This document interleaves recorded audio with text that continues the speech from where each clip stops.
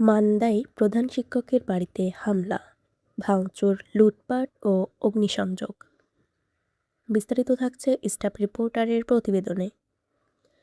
নওগাঁর মান্দা উপজেলায় এক বরখাস্তকৃত প্রধান শিক্ষকের বসতবাড়িতে হামলা, ভাঙচুর, লুটপাট ও অগ্নিসংযোগের ঘটনা ঘটেছে। শুক্রবার 10 এপ্রিল বেলা 11টার দিকে উপজেলার কুসুম্বা ইউনিয়নের হাজী গোবিন্দপুর গ্রামে এ ঘটনা ঘটে। এ ঘটনায় ভুক্তভোগী প্রধান শিক্ষক আকরাম হোসেন বয়স 48, তার স্ত্রী তহুরা বেগম বয়স 44, খালাতো বোন শান্ত বেগম বয়স 35 এবং সহকারী শিক্ষক এনামুল হক বয়স 40 আহত হয়েছেন। গুরুতর আহত অবস্থায় তহুরা বেগম ও শান্ত বেগমকে রাজশাহী মেডিকেল কলেজ হাসপাতালে স্থানান্তর করা হয়েছে।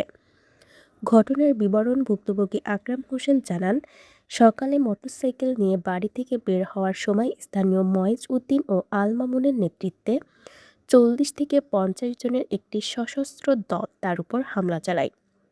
পরিবারের সদস্যরা বাধা দিতে গেলে তাদেরকেও মারধর করা হয়। অভিযোগ রয়েছে, হামলাকারীরা ঘরের আসবাবপত্র, টিভি, ফ্রিজ ও কম্পিউটার ভাঙচুর করে এবং প্রায় 17 ভরি স্বর্ণালংকার ও 7.5 লাখ টাকা লুট করে নেয়। যাওয়ার সময় তারা একটি মোটরসাইকেলে আগুন ধরিয়ে দেয়। পাল্টা অভিযোগ, ঘটনার ভিন্ন প্রেক্ষাপট তুলে ধরেছেন সহকারী শিক্ষক এনামুল হক। তিনি জানান, আকরাম হোসেনের বিরুদ্ধে ধর্ষণসহ একাধিক মামলা ও দুর্নীতির অভিযোগ রয়েছে। এ বিষয়ে শুনানিতে অংশ নিতে তারা রাজশাহী শিক্ষা বোর্ডে গিয়েছিলেন। তিনি দাবি করেন, শুনানি শেষে ফেরার পথে তারা অপহরণের শিকার হন এবং পরে পুলিশ তাদের উদ্ধার করে।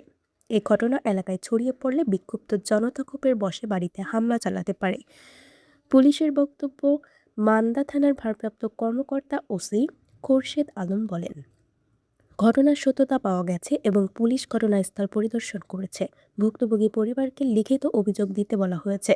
অভিযোগ পেলে তদন্ত করে জড়িতদের বিরুদ্ধে আইনগত ব্যবস্থা নেওয়া হবে।